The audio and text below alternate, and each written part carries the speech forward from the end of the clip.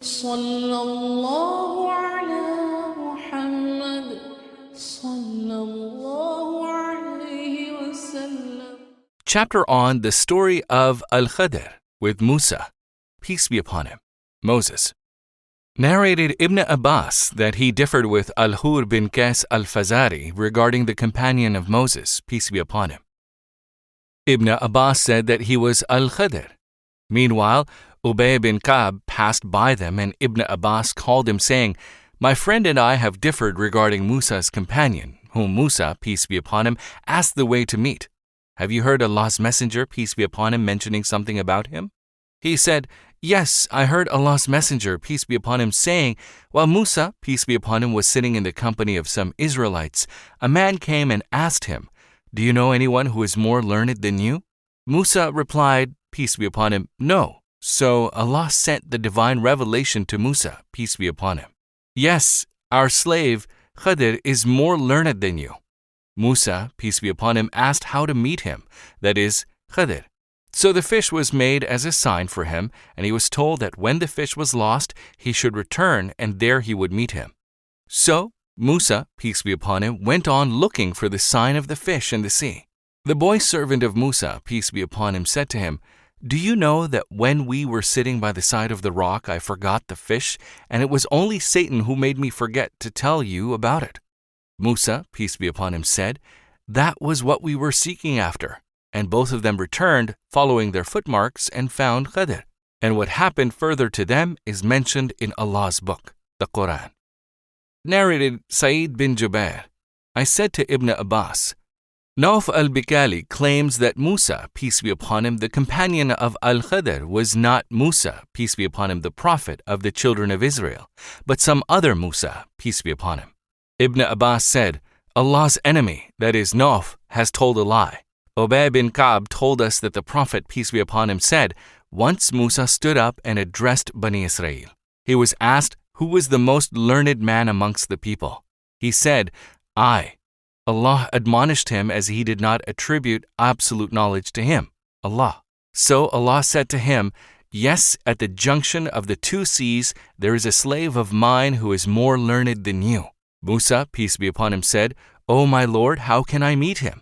Allah said, take a fish and put it in a basket, and you will find him at the place where you will lose the fish. Musa, peace be upon him, took a fish and put it in a basket and proceeded along with his boy servant, Yusha bin Nun, till they reached the rock where they laid their heads, that is, lay down. Moses, peace be upon him, slept, and the fish, moving out of the basket, fell into the sea. It took its way into the sea straight as in a tunnel. Allah stopped the flow of water over the fish, and it became like an arch. The Prophet, peace be upon him, pointed out this arch with his hands. They traveled the rest of the night and the next day. Musa, peace be upon him, said to his boy servant, bring us our early meal. Indeed, we have suffered much fatigue in this journey of ours. Musa, peace be upon him, did not feel tired till he crossed that place which Allah had ordered him to seek after. His boy servant said to him, do you know that when we betook ourselves to the rock, I indeed forgot the fish, and none but Satan made me forget to remember it. It took its course into the sea in a strange way. So there was a tunnel for the fish and for them, Musa and his servant, peace be upon him. There was astonishment. Musa, peace be upon him, said, that is what we have been seeking. So both of them went back, retracing their footsteps till they reached the rock. There they saw a man lying covered with a garment. Musa, peace be upon him, greeted him, and he replied, saying, is there such a greeting in your land? Musa, peace be upon him, said, I am Musa, peace be upon him. The man asked, Musa of Bani Israel, peace be upon him. Musa, peace be upon him, said, yes, I have come to you so that you may teach me something of that knowledge which you have been taught by Allah. He said, O Musa, peace be upon him, I have some of the knowledge of Allah, which Allah has taught me, and which you do not know, while you have some of the knowledge of Allah which Allah has taught you, and which I do not know. Musa asked, peace be upon him, may I follow you?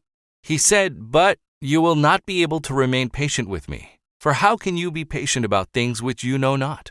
Musa, peace be upon him, said, you will find me, if Allah will, truly patient, and I will not disobey you in aught. So both of them set out walking along the seashore. A ship passed by them, and they asked the crew of the boat to take them on board. The crew recognized Al-Khidr, and so they took him on board without fare. When they were on board the ship, a sparrow came and stood on the edge of the boat and dipped its beak once or twice into the sea. Al-Khidr said to Musa, "O Musa, peace be upon him, my knowledge and your knowledge have not decreased Allah's knowledge, except as much as this sparrow has decreased the water of the sea with its beak." Then suddenly Al-Khidr took an adze and plucked a plank. And Musa, peace be upon him, did not notice it till he had plucked a plank with the adze. Musa, peace be upon him, said to him, "What have you done? They took us on board charging us nothing, yet you have intentionally made a hole in their ship so as to drown its passengers. Verily, you have done a dreadful thing." Al-Khidr replied, "Did I not tell you that you would not be able to have patience with me?" Musa, peace be upon him, replied, "Do not blame me for what I have forgotten, and do not be hard upon me for my affair with you." So, the first excuse of Musa, peace be upon him, was that he had forgotten. When they had left the sea, they passed by a boy playing with other boys. Al-Khidr took hold of the boy's head and plucked it with his hand like this. Sufyan, the sub-narrator, pointed with his fingertips as if he was plucking some fruit. Musa, peace be upon him, said to him, "Have you killed an innocent person who has not killed any person? You have really done a horrible thing." Al-Khidr said, "Did I not tell you that you would not be able to have patience with me?" Musa, peace be upon him, said, "If I ask you about anything after this, keep me not in your company. You have received an excuse from me." Then both of them proceeded till they came to some people of a town, and they asked its inhabitants for food, but they refused to entertain them as guests. Then they saw therein a wall which was just going to collapse, and Al-Khidr repaired it just by touching it with his hands. Sufyan, the sub-narrator, pointed with his hands, illustrating how Al-Khidr passed his hands over the wall upwards. Musa, peace be upon him, said, "These are the people whom we have called on, but they neither gave us food nor entertained us as guests. Yet you have repaired their wall. If you had wished, you could have taken wages for it." Al-Khidr said, "This is the parting between you and me, and I shall tell you the explanation of those things on which you could not remain patient." The Prophet, peace be upon him, added, "We wish that Musa, peace be upon him, could have remained patient, by virtue of which Allah might have told us more about their story." Sufyan, the sub-narrator, said that the Prophet, peace be upon him, said, "May Allah bestow His mercy on Musa, peace be upon him. If he had remained patient, we would have been told further more about their case." Narrated Abu Hurairah, may Allah be pleased with him. The Prophet, peace be upon him, said, Al-Khidr was named so because if he sat over a barren white land, it turned green with plantation after his sitting over it.